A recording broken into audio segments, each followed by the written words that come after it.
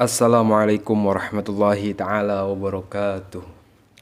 Alhamdulillahirabbil alamin wassalatu wassalamu ala asrafil anbiya'i wal mursalin sayyidina wa habibina wa syafi'ina wa qurrata ayunina sayyidina Muhammadin wa ala alihi wa sahbihi ajma'in.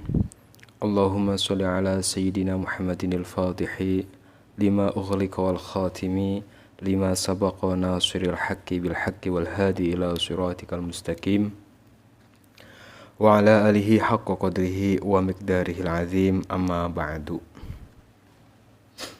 Para jamaah dimanapun Anda berada, yang selalu saya doakan semoga Allah subhanahu wa ta'ala memanjangkan umur Anda semua,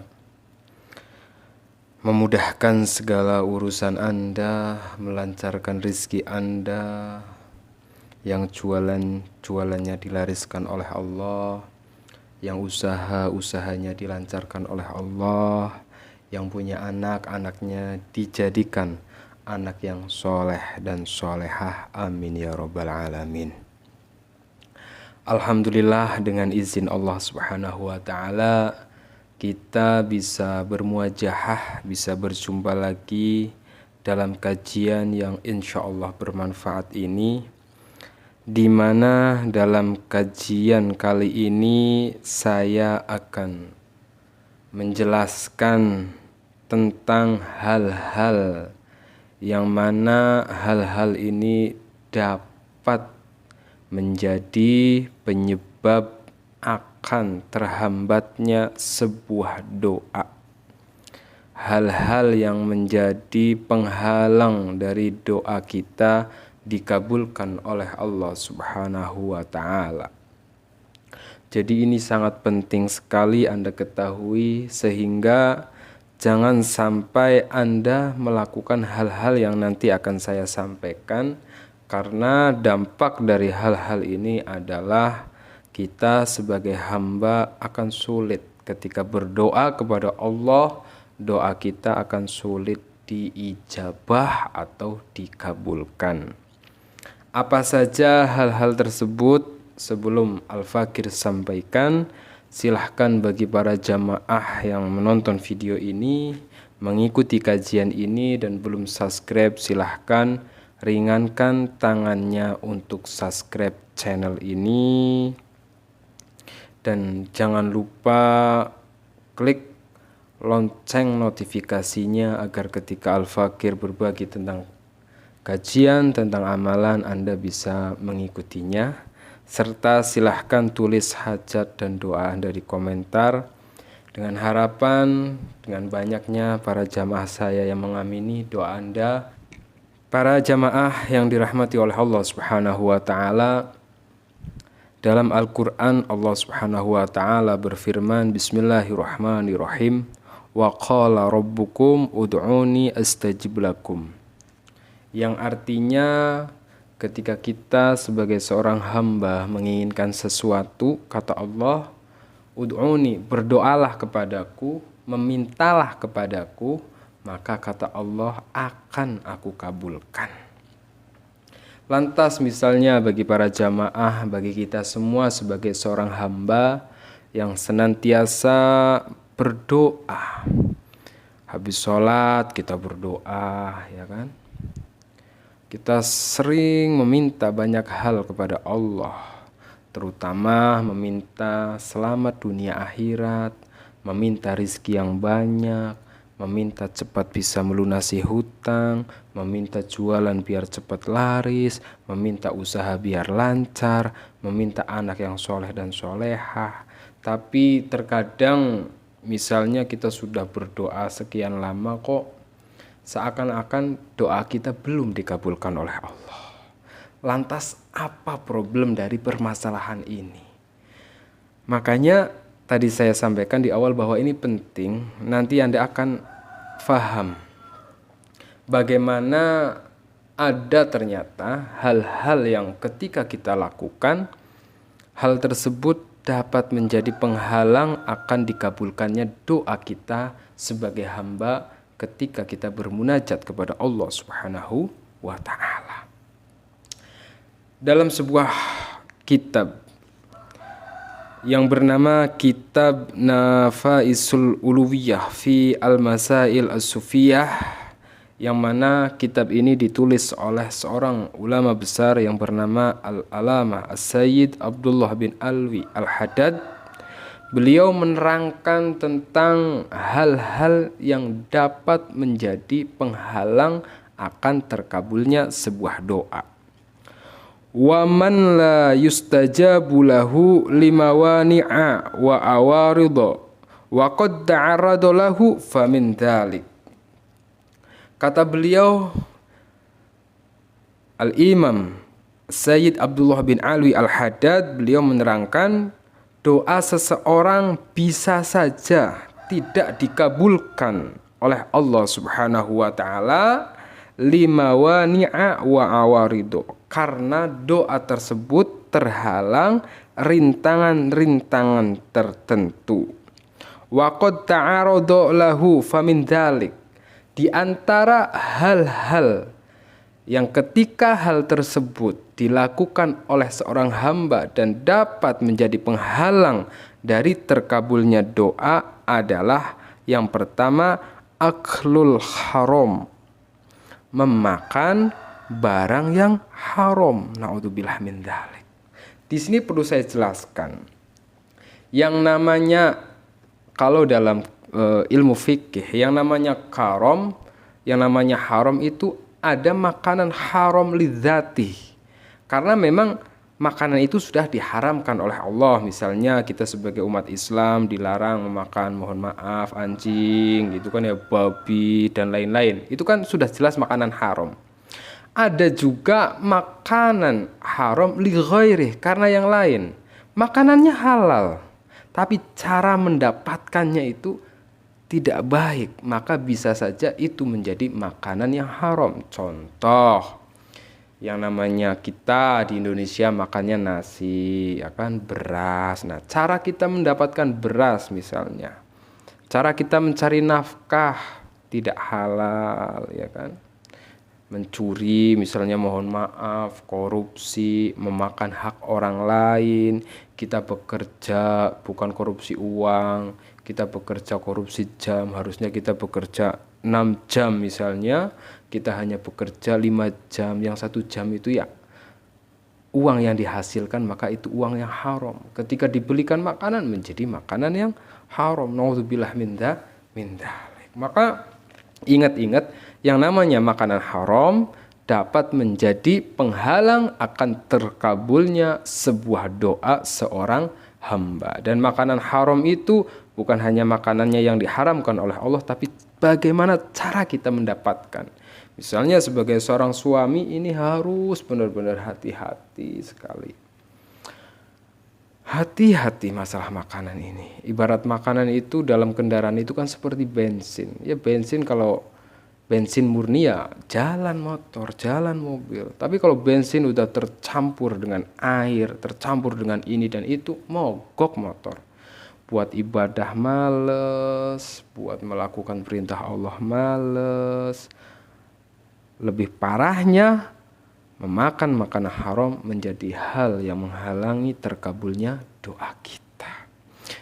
Misalnya Anda yang berprofesi sebagai pedagang, Anda tiru Rasulullah Shallallahu Alaihi Wasallam. Bagaimana Rasulullah menjadi pedagang yang jujur, yang amanah, yang baik. Ya mohon maaf, sekarang kadang ada misalnya orang jualan ngurangin timbangan, meskipun hanya 1 on, ya kan, 1 on kali berapa kali dia nimbang. Nah, uang yang dihasilkan dari penjualan yang curang seperti itu menghasilkannya uang yang haram, dibelikan makanan, dimakan dia.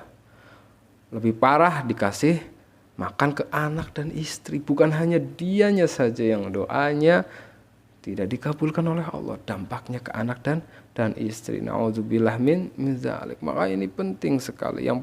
Poin yang pertama yang dapat menghalangi terkabulnya sebuah doa adalah aklul haram, memakan barang yang haram. Anda sebagai orang tua misalnya punya anak, harus benar-benar mengerti mana makanan yang halal, mana makanan yang haram, bagaimana mencari nafkah yang halal, bagaimana mencari nafkah yang haram. Satu butir saja nasi misalnya, satu butir saja nasi, yang mana nasi satu butir itu didapatkan dengan cara yang haram, naudzubillah, itu dapat menggelapkan hati.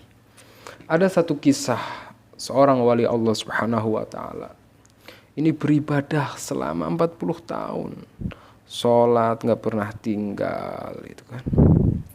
Puasa sunnah, Senin, Kamis, tahajud, duha, zikir, sholawat dilakukan setiap hari. Suatu ketika dia nangis, ya Allah, kenapa saya ibadah sudah 40 tahun tapi saya tidak bisa merasakan nikmatnya bersholawat. Saya tidak bisa merasakan nikmatnya sholat. Saya tidak bisa merasakan nikmatnya tahajud, ya Allah. Saya tidak bisa merasakan nikmatnya sholat duha. Saya tidak bisa merasakan nikmatnya zikir. Ada apa ya Allah? Pasti dalam diri saya ada sesuatu yang salah. Lalu dia ingat, dari dia kecil sampai dewasa, dia pernah enggak ya Allah? Sepertinya dari saya kecil sampai saya dewasa, saya tidak pernah memakan barang yang haram. Saya tidak pernah, meskipun hanya sebutir nasi, saya tidak pernah memakan ketika nasi itu tidak halal ya Allah. Setelah dia introspeksi diri bahwa selama ini dia selalu memakan makanan yang halal, dia bertanya kepada ibunya, "Wahai ibu, kenapa nak? Saya mau nanya sama ibu, tapi tolong ibu jawab yang jujur.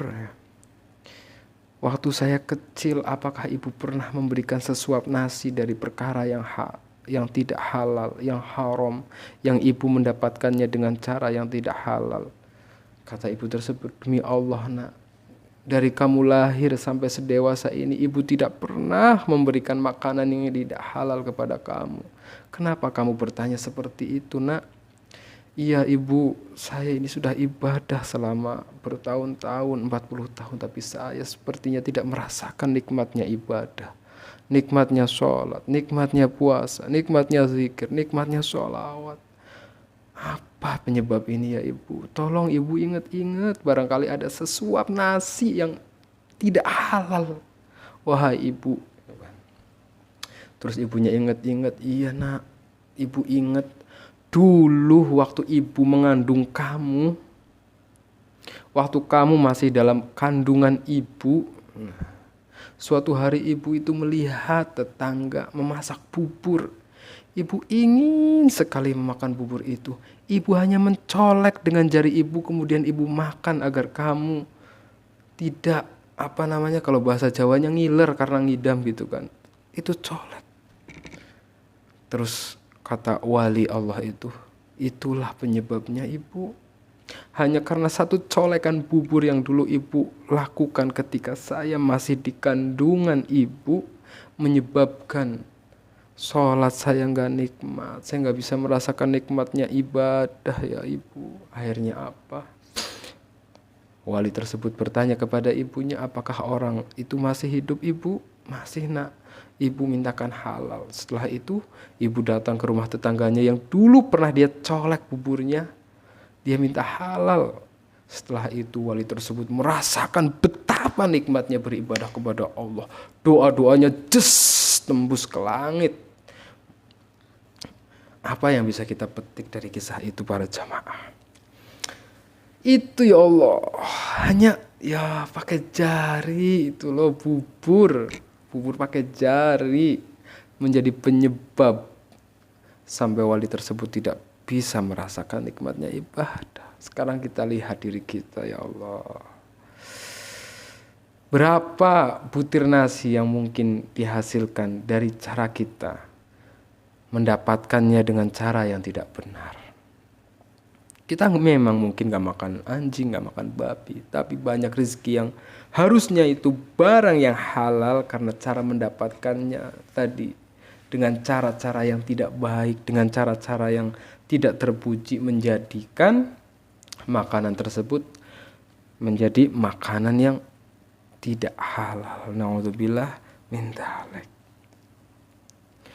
Suatu ketika Rasulullah SAW menasehati sahabat Ali karramallahu wajhah. Beliau berkata kepada sahabat Ali, "Ya Ali, man akalal haram mata qalbuhu." Kata Rasulullah, "Wahai sahabat Ali, barang siapa memakan barang yang tidak halal, mata qalbuhu, maka hatinya orang tersebut akan mati. Wa khafa dainuhu, dan barang siapa yang memakan barang haram, dia akan meringankan kewajiban." Artinya dia menyepelekan. Diperintah Allah untuk sholat, malas. Diperintah Allah untuk tahajud, malas. Sehingga dia gampang meninggalkan perintah Allah dan gampang sekali melaksanakan apa yang dilarang oleh Allah. Wa hijaballahu da'watuhu, dan kemudian Allah akan menghalangi doa orang yang memakan barang yang haram. Naudzubillah min dzalik. Bahkan mohon maaf, banyak redaksi dalam beberapa kitab yang menerangkan tentang bahaya makanan haram itu dampaknya luar biasa. Ketika orang tua mencari rizki, mencari nafkah dengan cara yang tidak baik, meskipun ya kadang kan orang nyepelein, cuman 1.000 kok, itu nggak halal. Dikasih makan ke anak, maka lihat, pasti anaknya akan menjadi anak yang tidak taat kepada Allah, akan menjadi anak yang nakal, akan menjadi anak yang lawan orang tua, akan menjadi anak yang malas ibadah. Itu kan seperti itu. Ketika dikasih makan ke istri, istrinya akan menjadi istri yang pembangkang, bukan istri yang solehah. Pokoknya banyak sekali dampak ketika seseorang itu aklul haram, memakan barang haram. Termasuk di sini kita sedang membahas tentang hal-hal yang menjadi penghalang terkabulnya doa adalah memakan barang yang haram. Hati-hati sekali. Pokoknya mulai detik ini, mulai hari ini, Anda yang bekerja, Anda yang menjadi pedagang, Anda yang menjadi pembisnis, harus benar-benar bisnis dengan cara yang baik, berdagang dengan cara yang baik, berusaha dengan cara yang baik, agar apa yang dihasilkan menjadi perkara yang halal, sehingga dalam diri Anda tidak masuk sebutir nasi pun perkara yang haram, sehingga doa Anda bisa cepat dikabulkan oleh Allah Subhanahu wa ta'ala. Itu yang pertama. Kemudian yang kedua, walubsuhu, dan memakai pakaian yang haram. Ya, pakaian yang haram. Bukan hanya makanan yang haram yang dapat menjadi penghalang terkabulnya doa. Pakaian yang haram. Pakaian yang dibeli dengan cara misalnya uangnya yang tadi saya jelaskan dengan cara yang tidak baik, juga jadi penghalang terkabulnya sebuah doa. Kemudian yang nomor 3, wa israri ala zulmil ibadi. Nah, hal yang menjadi penghalang atas terkabulnya sebuah doa adalah zalim. Adalah zalim kepada orang lain. Ya, namanya kita hidup kan tidak sendirian. Kita hidup bertetangga, bermasyarakat, ya. Kalau kita zalim kepada orang lain dengan bentuk apapun, dengan cara apapun, yang namanya zalim itu dapat menjadi hal yang menghalangi doa kita. Misalnya kita menyakiti orang lain dengan ucapan kita yang tidak baik. Bukan hanya orang lain, misalnya Anda sebagai suami, Anda zalim kepada istri Anda, tidak menjalankan kewajiban Anda sebagai seorang suami, suka bentak-bentak istri, ya kan, suka menyakiti istri, itu namanya zalim. Orang yang seperti itu doanya tidak akan dikabulkan oleh Allah. Atau sebaliknya, Anda sebagai seorang istri zalim kepada suami Anda, Anda berani membentak suami Anda tidak menjalankan kewajiban Anda sebagai seorang istri. Atau Anda sebagai seorang anak zalim kepada orang tua Anda punya kewajiban sebagai seorang anak, harus berbakti, harus mendoakan, harus patuh, tapi itu tidak Anda lakukan, itu namanya zalim. Nah, hal-hal seperti itu, baik itu misalnya melalui ucapan Anda yang menyakiti orang tua Anda, menyakiti suami Anda, menyakiti istri Anda, menyakiti tetangga Anda yang ada di sekitar, dapat menjadi hal yang menghalangi doa-doa Anda. Maka mulai sekarang perbaiki semuanya, perbaiki perkataan Anda. Jangan sampai apa yang keluar dari lisan Anda adalah perkataan yang menyakiti orang lain, menyakiti siapapun itu. Apa yang Anda lakukan jangan sampai menyakiti orang lain, siapapun itu, tetangga, orang tua, anak, istri, suami. Perbaiki. Karena dengan seperti itu bersikap baik kepada orang lain, insya Allah doa Anda akan cepat dikabulkan oleh Allah Subhanahu wa Ta'ala. Kemudian tadi aklul haram, makan barang haram, memakai pakaian haram, zalim kepada orang lain. Nah, yang nomor 4, waddu'a'u ma'a ghaflati anillah. Yang nomor 4, hal yang menjadi doa kita terhalang akan dikabulnya oleh Allah Subhanahu wa Ta'ala, waddu'a'u ma'al ghaflati. Ketika kita berdoa, kita lalai, tidak ingat sama Gusti Allah. Kita hanya ingat hajat kita, kita hanya ingat kebutuhan kita. Jadi waddu'a'u ma'al ghaflati anillah, berdoa tapi dia lalai kepada Allah. Bukan hanya ketika berdoa saja, tapi kehidupan kita setiap hari kita sering lalai akan Allah, gitu kan.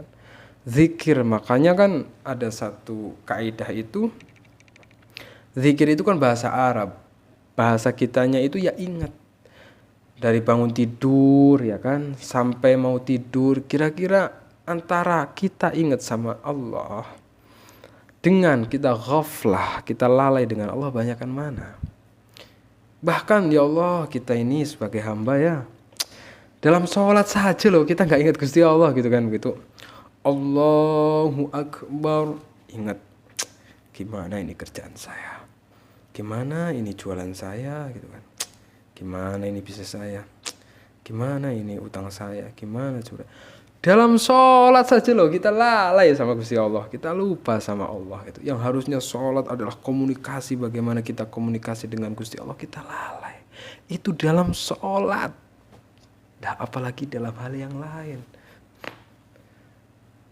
Kira-kira banyak mana para jamaah antara kita lalai dan ingat kepada Allah. Nah, maka ayo kita belajar memperbaiki mulai detik ini, setelah kita tahu bahwa lalai kepada Allah adalah hal yang menjadi penghalang rizki. Dari bangun tidur sampai mau tidur, meskipun kita sedang bekerja, meskipun kita sedang berdagang, hati kita harus tetap Allah, Allah. Ingat Allah, ingat akan kebaikan Allah, ingat akan begitu banyaknya rizki yang Allah berikan kepada kita, ingat akan anugerah Allah yang luar biasa. Pokoknya ingat. Nah, itu yang nomor 4, waddu'a'u ma'al ghaflati anillah, liqaulihi sallallahu alaihi wasallam. Karena ada satu sabda Rasulullah sallallahu alaihi wasallam, wa'lamu annallaha la yastajibu du'a min qalbi ghafilin. Wa'lamu, ketahuilah, annallaha, sesungguhnya Allah, la yastajibu, tidak akan mengistajabahi, mengabulkan doa seorang hamba. La yastajibu du'aan, tidak akan mengabulkan doa seorang hamba, min qalbi ghafilin, dari hati hamba yang lalai akan Allah Subhanahu wa Ta'ala. Nah, ingat, banyakin zikir. Jadi mungkin kita ketika habis sholat kita zikir, ya Allah, kita ingat ya Allah, Allah, ya Rahman, ya Rahim. Kita ingat akan kasih sayang Allah, Allahu Akbar. Kita ingat akan maha besar Allah, subhanallah, kita maha suci, mensucikan Allah. Kita baca la ilaha illallah, hati kita ingat tiada Tuhan selain Allah, tiada zat yang bisa membantu dari segala permasalahan saya kecuali Allah, Allah, Allah. Nikmat sekali kalau kita itu dalam hati kita selalu ada Allah dimanapun. Nah, terus yang nomor 5, wa minha ayyakuna qati'an li arhamihi. Nah, kemudian yang nomor 5, hal yang menjadi penghalang atas terkabulnya doa seorang hamba adalah memutus tali silaturrahim. Misalnya gini, silaturahim ini kan sangat penting ya. Ya namanya orang dalam keluarga kadang ada konflik ya, antara adik dengan kakak, antara kakak dengan adik, antara ibu dengan anak-anak, antara anak-anak dengan orang tua, antara sanak saudara. Itu banyak konflik yang terkadang hanya karena perbedaan konflik ya. Misalnya ada juga yang misalnya karena warisan gitu kan ya. Mutus silaturahim, bertengkar gitu kan. Nah, orang yang seperti itu memutus silaturahim, doanya tidak akan dikabulkan oleh Allah Subhanahu wa taala. Maka apapun masalah Anda dengan saudara Anda, dengan tetangga Anda, jangan pernah yang namanya memutus tali silaturahim. Kemudian yang nomor 6, musyahinan li ba'di ikhwanihil mu'minin wa hajiran lahum bi ghairi haq. Bukan hanya memutus tali silaturahim yang dapat menjadi penyebab susahnya doa kita dikabul. Di sini musyahinan li ba'di ikhwanihi. Kita benci kepada seorang muslim, seorang mukmin siapapun itu dapat menjadi penghalang doa kita dikabulkan oleh Allah Subhanahu wa taala. Maka usahakan para jamaah, seperti apapun misalnya kita melihat siapapun gitu kan, ketika dia orang muslim, jangan pernah dalam hati kita ada kebencian kepada mereka. Ya bukan apa-apa, misalnya ya namanya orang hidup kadang melihat orang maksiat itu ya, melihat orang mabuk-mabukan, melihat orang gak benar, kadang kan kita benci gitu kan. Kita tidak boleh membenci orangnya, tapi kita boleh membenci perilakunya. Ini harus dibedakan dua hal. Kalau kita membenci orangnya, nah maka itu hasilnya doa kita akan sulit dikabulkan oleh Allah. Lagian serusak apapun seseorang, seberandal apapun orang saat ini, kita nggak tahu masa depan orang tuh. Ada saja orang yang ahli maksiat tiba-tiba dapat hidayah dari Gusti Allah sehingga dia mendapatkan anugerah, mendapatkan hidayah dari Allah. Kita nggak tahu. Maka jangan pernah membenci siapapun meskipun dia adalah pelaku dosa. Tanamkan dalam hati kita itu selalu mencintai siapapun, menghormati siapapun. Akhlak kita harus baik kepada siapapun. Nah, kalau kita seperti itu, insya Allah doa-doa kita itu akan tajam pedang yang memotong sebuah pohon pisang. Nah, itulah. Kemudian kita harus yakin dan tidak boleh putus asa ya. Misalnya karena kita sudah berdoa belum dikabulkan, kita nggak yakin doa kita dikabulkan nggak ya, doa kita dikabulkan ya nggak ya. Nah ini kita harus yakin, karena ada satu makalah yang mengatakan ihris ala ma yanfa'uka wasta'in billahi wala ta'jiz. Bersemangatlah pada hal yang bermanfaat termasuk doa, dan mohonlah pertolongan kepada Allah Subhanahu wa taala, dan janganlah Anda berputus asa. Nah, itu adalah beberapa hal yang mana hal tersebut dapat menjadi penghalang dari terkabulnya doa-doa kita. Maka jika hal-hal itu ada dalam diri Anda, perbaiki mulai sekarang. Agar apa? Agar doa kita cepat dikabulkan oleh Allah. Doa kita tembus ke langit gitu kan, nikmat gitu. Jadi itulah, ya mungkin hal-hal ini pada saat ini mungkin ada yang kita lakukan, waktunya kita tinggalkan. Waktunya kita bertobat kepada Allah Subhanahu wa taala. Semoga apa yang menjadi kesalahan kita, menjadi dosa kita diampuni oleh Allah Subhanahu wa taala. Semoga bermanfaat. Anda ingat, Anda catat, jangan sampai melakukan beberapa hal yang saya sampaikan tadi. Dan bagi para jamaah yang ingin ikhtiar Ruqyah Jalbi Rizki sebagai pos pendorong bagaimana Ruqyah Jalbi Rizki ini, ruqyah yang dibacakan Al-Quran 30 juz, dibacakan doa-doa khusus, dibacakan wirid-wirid tertentu yang manfaatnya sangat luar biasa. Salah satunya ya itu. Jadi Anda yang mungkin rezekinya sedang sulit, hutangnya banyak, pikirannya semrawut, hati Anda nggak tenang, insya Allah berkah air ruqyah jalbi rezeki ini, hati Anda akan tenang, pikiran Anda akan terang, sehingga mudah mendapatkan jalan keluar, sehingga berapapun hutang Anda saat ini insya Allah bisa cepat lunas. Atau Anda yang diganggu jin penghalang rezeki, atau misalnya Anda punya usaha nggak lancar, jualan sepi, ya kan? Punya anak nggak nurut, punya anak belum dapat jodoh, banyak permasalahan dalam hidup Anda pada saat ini, insya Allah berkah Al-Quran 30 juz yang ada dibacakan ke air ini, insya Allah segala hal yang tidak baik dalam kehidupan Anda akan cepat dihilangkan oleh Allah, dan hal-hal yang baik yang ingin Anda dapatkan insya Allah Allah kabulkan. Semoga bermanfaat. Assalamualaikum warahmatullahi wabarakatuh.